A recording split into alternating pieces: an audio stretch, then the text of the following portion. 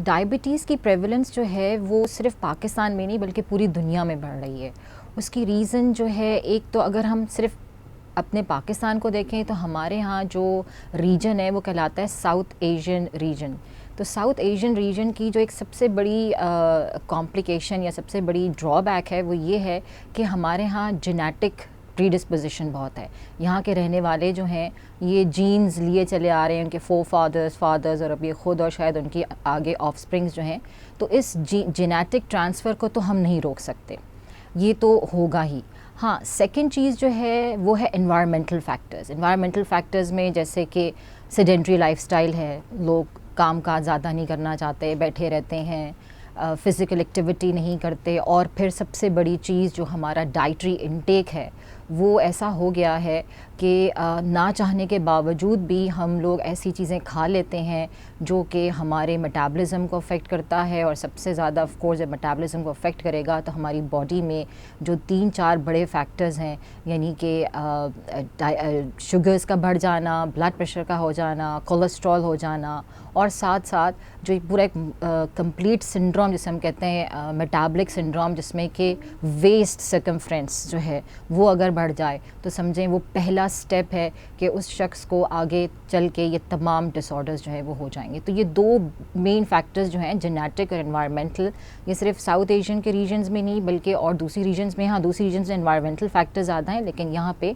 Genetic causes भी साथ है। तो ये सबसे ज़्यादा रीज़न है मेरे हिसाब से पाकिस्तान में और ग्लोबली हो जाने का। शुगर की एक, जिन लोगों को शुगर है, डायबिटीज़ जिसको हम कहते हैं, उनको दो मेन कॉम्प्लिकेशंस का सामना करना पड़ता है। एक तो ये कि हाई शुगर हो जाना और एकदम लो शुगर हो जाना।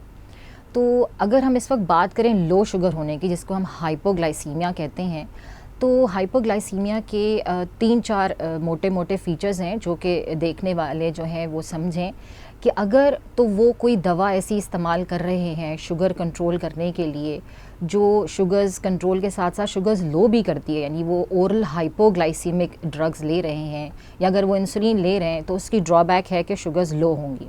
तो उस शुगर्स को लो ना होने दिया जाए, उसका कैसे तरीका है वो ये कि जिस टाइम पे हमको दवा दी जा रही है, जिस पेशेंट को दवा दी जा रही है वो उसी टाइम पे खाए और उसके साथ अपनी डाइट को बिल्कुल मुतवाज़न रखे। क्योंकि लोग अक्सर ऐसा करते हैं कि दवा खा लेते हैं और फिर भूल जाते हैं कि हमें क्या खाना था क्या नहीं खाना, थोड़ा सा खाते हैं, कहीं जाना होता है, ऑफिस के लिए भागना होता है लोगों को, तो वो थोड़ा सा खा के एकदम से निकल जाते हैं। फिर आगे ये होता है कि ये जो दवाएं हैं या इंसुलिन है ये 2 घंटे के बाद अपना मैक्सिमम इफ़ेक्ट देती हैं शुगर लो करने का। तो अगर उस वक्त हम लोग उसको नहीं देखेंगे, शुगर्स को चेक नहीं करेंगे या कोई स्नैक नहीं खा लेंगे तो शुगर्स लो होने के चांसेस हैं।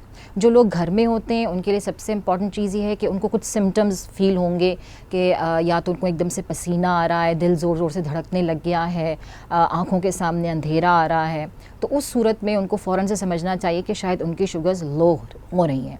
तो उस सिलसिले में आप क्या कर सकते हैं, सबसे इम्पॉर्टेंट और आसान चीज़ ये है कि हर घर में शुगर तो मौजूद होती है, तो आप 2 चमचे बड़े चमचे जो हैं वो फ़ौरन से खा लें। अगर ये नहीं खा सकते, मुश्किल हो रही है, तो पानी में डाल के ले लें। ऐसा भी नहीं कर सकते तो घर में कोई जूस है, कोई मिठाई है, टॉफ़ी है, स्वीट है, तो वो फ़ौरन से रखें अपने साथ ताकि वो कर लें। इसी तरह जो ऑफ़िस जाने वाले लोग हैं उनके लिए भी ये कहा जाता है कि वो हमेशा अपने साथ या तो शुगर्स के छोटे छोटे साशेज़ मिलते हैं वो अपने साथ रखें, या फिर स्वीट, टॉफ़ी, चॉकलेट्स अपनी ड्रॉ में ऑफ़िस की ये ज़रूर रखें ताकि जैसी शुगर्स लो हों वो फ़ौरन से इसको बर वक्त तरीके पे इस्तेमाल करें और लो शुगर्स में ना, क्योंकि लो शुगर जो है वो भी एक बहुत बड़ी कॉम्प्लिकेशन है और लो शुगर्स में रिवाइव होना जो है वो बहुत ज़रूरी है।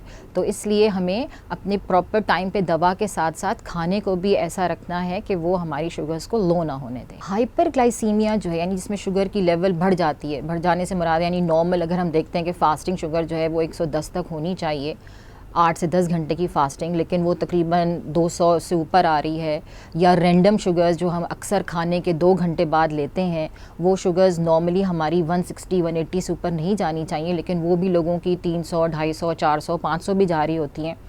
तो अमूमन क्या होता है, लोगों को इस हाइपरग्लाइसीमिया में कोई ख़ास सिम्टम्स नहीं होते, वो चल रहे होते हैं, उन्हें पता ही नहीं होता, एकदम से शुगर चेक करते हैं, अरे चले शुगर चेक करें, चेक किया तो जनाब 500 शुगर, अरे हमें तो कुछ पता ही नहीं चला। तो ये बड़ी अजीब सी कैफ़ियत होती है। हाँ, हाइपो में तो इंसान को सिम्टम्स आ जाते हैं, पसीना और ये दूसरी चीज़ें जैसे हमने बताई, लेकिन हाइपर में यूजुअली नहीं होता। तो उसके लिए ये है कि पेशेंट को अपने खाने को ऐसे उसमें रखना है कि वो शुगर्स ना बढ़ें, और वो इस चीज़ को समझ नहीं रहे होते हैं।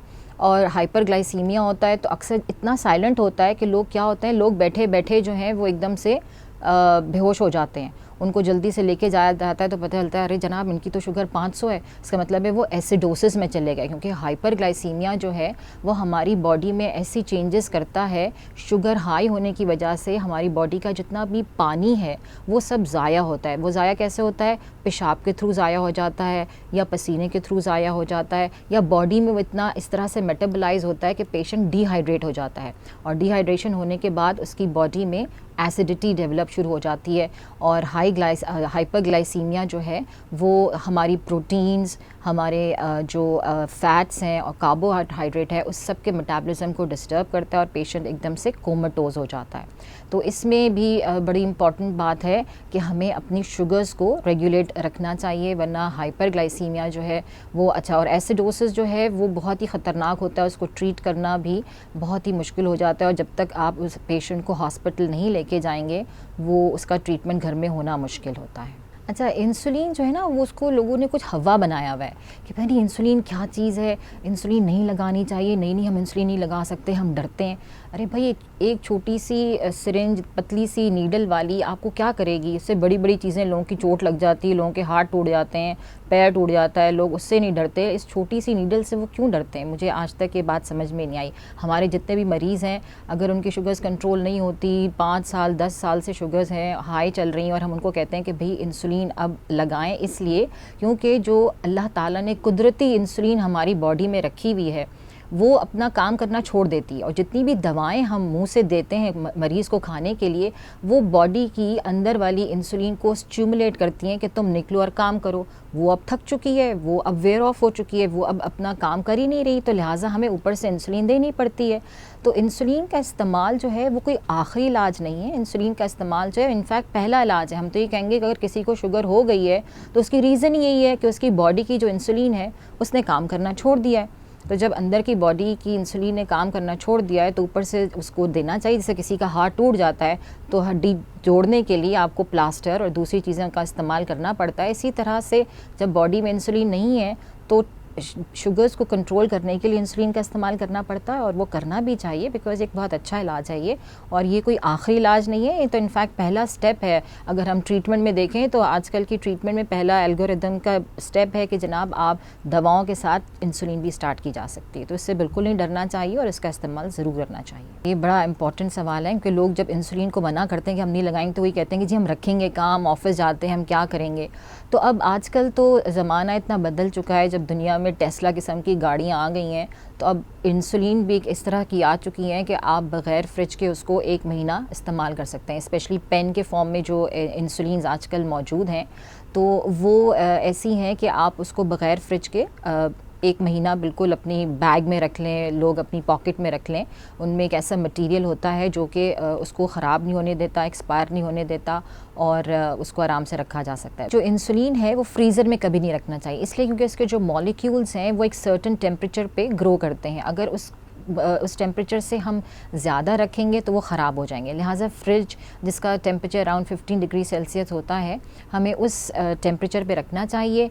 और मैंने ये बताना चाहती हूँ कि अगर हम इंसुलिन को दरवाज़े में रखते हैं तो दरवाज़े में ना रखें, बिकॉज़ वो बार बार टेम्परेचर ख़राब होता है, रूम टेम्परेचर से उसका मिक्स होता है। तो हमें चाहिए कि हम नीचे जो दराज होती हैं वेजिटेबल बॉक्सेस, उससे ऊपर हम उसको रखें ताकि वो वहाँ पे सेफ़ हो। किसी बॉक्स में रखें ताकि वो इधर उधर ना गिरे, टूट ना जाए, और वो अच्छी तरह से सेफ़ रहे। डायबिटीज़ को कंट्रोल करना बहुत लाजमी है, इसलिए क्योंकि डायबिटीज़ जो है वो सिर्फ यही स्टेट नहीं है कि शुगर बढ़ गई, ये एक कंप्लीट सिंड्रोम है, क्रॉनिक कंडीशन है, जिसमें हमारी बॉडी की वेसल्स, हमारी बॉडी में हार्ट, ब्रेन, आँखों की शरियानें, पैरों की शरियानें सब इन्वॉल्व होती हैं। तो लिहाजा सिर्फ ये समझ लिया जाए कि जी शुगर कंट्रोल हो गई, सब कुछ सही हो गया, नहीं, हमें सारे ऑर्गन्स को देखना लाजमी होता है। अगर हम उनको नहीं देखेंगे तो सारी कॉम्प्लिकेशंस हो जाएंगी, और सबसे बड़ी कॉम्प्लिकेशंस पैरों की। आपको पता है दुनिया भर में सबसे ज़्यादा जो एम्पुटेशंस होती हैं पैरों की, वो सबसे ज़्यादा डायबिटिक पेशेंट्स में होती हैं, और उसकी रीज़न ये होती है कि नीचे शरियानों तक जब हाई ग्लाइसीमिया की वजह से दौरानिया खून नहीं पहुंचता तो वो सारी कॉम्प्लिकेशंस होती हैं। लिहाजा मेरी दरख्वास्त है उन सब लोगों से जो देख रहे हैं कि जिनको शुगर है, वो फ़ौरन से अपने मालिज के पास जाएं, उनसे मशवरा लें और अपनी शुगर्स को कंट्रोल रखें। बिकॉज शुगर कंट्रोल रखना सिर्फ यही नहीं कि शुगर कंट्रोल है, बल्कि आपकी बॉडी के जितने ऑर्गन्स, इंपॉर्टेंट ऑर्गन्स हैं, दिल, दिमाग वगैरह, वो सब कंट्रोल में रहेंगे तो आप एक हेल्दी लाइफ गुजार सकेंगे।